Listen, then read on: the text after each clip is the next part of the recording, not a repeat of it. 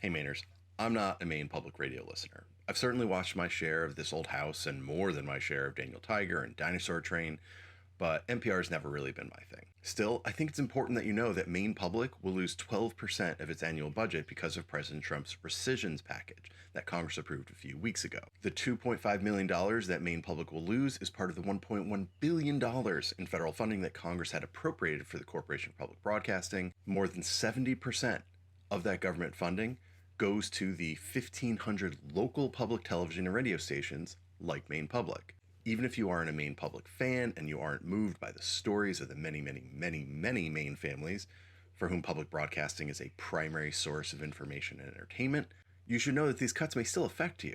And it's not just because of storytelling and journalism or even the production of the Maine High School Basketball Championship weekend. Did you know that Maine Public provides the core infrastructure for the state's emergency alert system?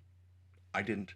The alerts that go out on commercial TV and radio stations are run by Maine Public. Maine Public built 7 new FM radio stations in Maine in just the last year, including in Bethel, Greenville, and Millinocket, plus new classical radio signals in Fort Kent, Fort Fairfield, Monson, and Eastport. Maine Public Radio's weekly audience is over 150,000, and Maine Public Television's weekly audience is just under 500,000 people.